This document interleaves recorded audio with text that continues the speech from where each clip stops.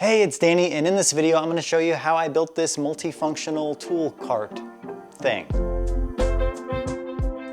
Now I know what you're going to say. Danny, on your last video you said you were going to build a workbench, so you lied. So your whole channel is a lie. Is your name even Danny?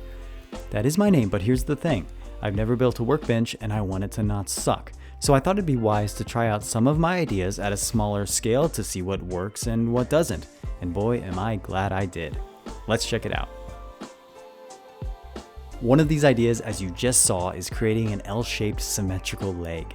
This way I get the appearance of a 4x4, but out of a 2x4. I'm not sure if this is easier or cheaper, I just wanted to try it out.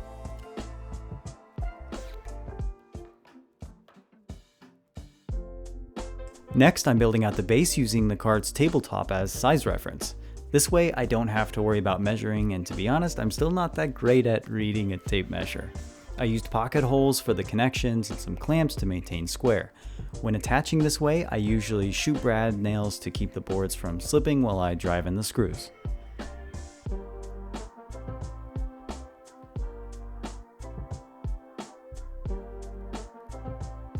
Using some blocks, I spaced 2x2s across the base while the base is upside down. Not sure if this was worth the effort, but again, just trying something new. I quickly learned that brad nails were not a good option for this one. I had issues with twisting because of the limited nail length, and I wasn't in love with the alignment either. You'll see in a moment what I should have done in the first place. You know what they say about hindsight.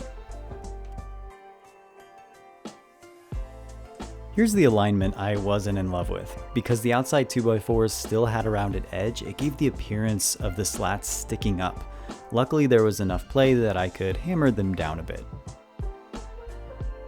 Now that the legs were dry, I attached with a bit of glue and used nails to hold them in place while I drove in some screws.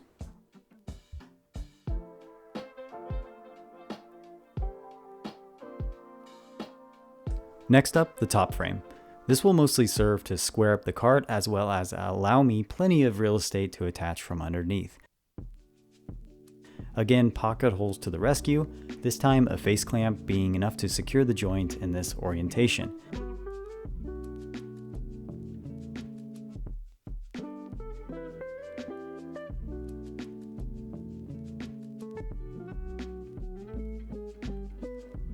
To be honest, I was surprised how straight these legs remained, especially considering the space I'm working from.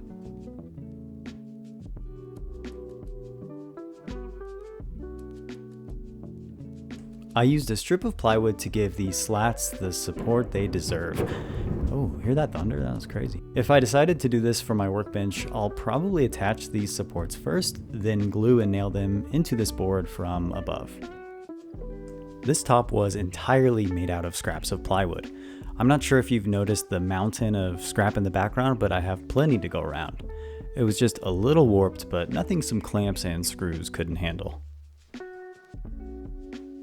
Somehow I bought one non-pivoting caster, but I was on the home stretch full steam ahead part of this project, so I just rolled with it. I didn't love how these sat. There wasn't as much surface area as I hoped, so the casters had a bit of overhang. I'll probably go with another solution next build. This cart is a chunky boy, and getting it off the table was about as awkward as it looked.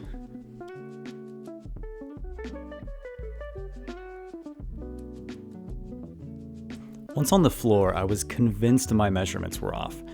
I liked the height of my table saw, so my intention was to match that with the router table. I thought there is no way I measured this right.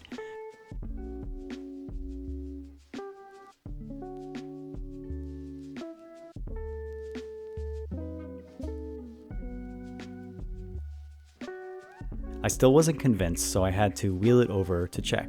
Sure enough, I was spot on. It'll just take some getting used to, I guess.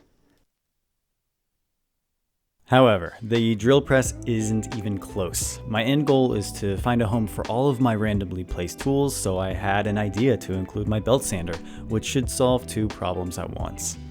I constructed a quick box from some scrap. Nothing fancy. At this point, I'm in the I don't care how it looks, I just want it to be done kind of mode.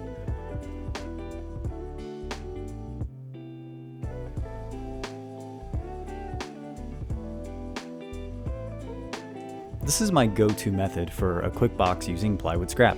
Straightforward glue up, then a rabbet groove to hold a plywood back.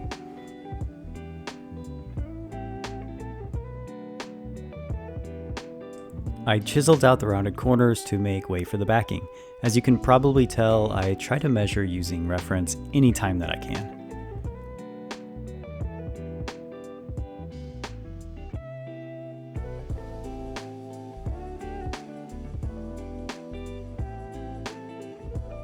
Despite degaff mode fully engaged, I still gave the box some finishing touches using a roundover bit and of course a bit of sanding.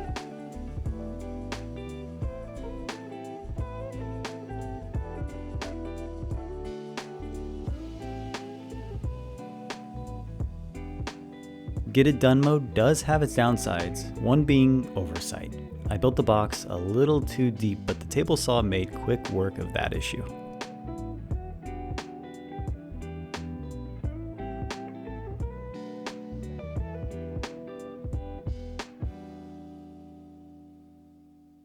Luckily, the belt sander fit like a glove.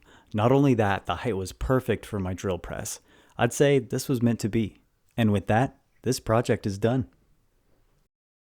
Okay, so maybe not done. Before I secure everything in place, I need to take it off so I can fix that one-off wheel because it's already starting to drive me just a little bit crazy. I'm excited for this year. I have a ton of home renovations and a lot of other projects in the pipeline, so I hope you'll consider subscribing. If you have any questions, leave them down below. I do try to answer all of those, and hopefully I'll see you soon.